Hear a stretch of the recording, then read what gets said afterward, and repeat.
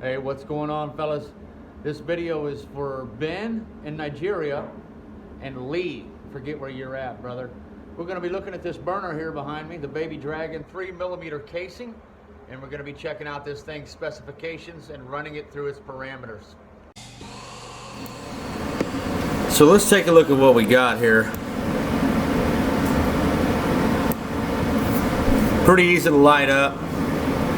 We're going to start off right around 130 kilowatts or so here, just to get the thing heated up. When you light this thing up, it's best if you let it heat up for a while before you start jacking around with it like I am here.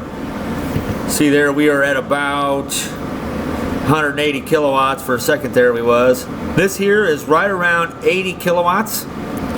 Because the chamber isn't heated up yet, it doesn't look like much. Give it a second here and this thing will really be glowing hot. This is after a minute or two of running. And we are right about at 130 kilowatts right there. You can see that. The air pressure is right at about 1.5 cubic foot per minute. With a back pressure, of course.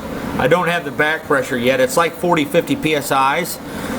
But you can see that's quite a substantial flame. Now if we were to take the air compressor off of that flame, this flame would be 4 or 5 feet long.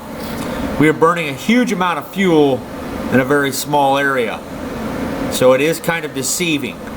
Most diesel burners at this output have a much larger flame, but that's because we are blasting high pressure air inside this combustor and we're mixing the fuel at a rate other configurations just can't do it. They just can't mix fuel and burn it that fast.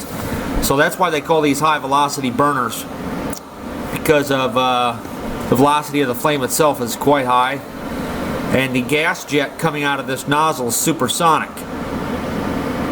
So let's look what happens when we turn off the that right here is about 80 kilowatts. I'm trying to dial it in right at 80 kilowatts there. It's about 80 to 90 kilowatts maybe a little higher. It's hard to tell with that flow gauge. It doesn't read well under 120 kilowatts. Air setting still the same.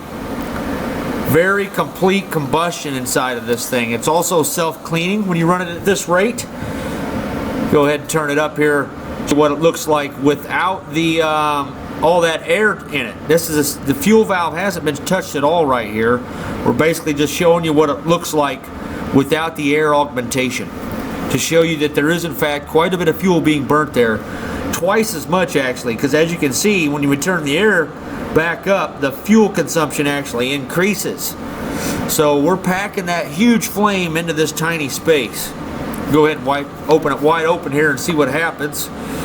We're at about 240, 200, 300 kilowatts there. Right there is 300 kilowatts of power. And I would say we would rate this at about 250 kilowatts max for safe operation.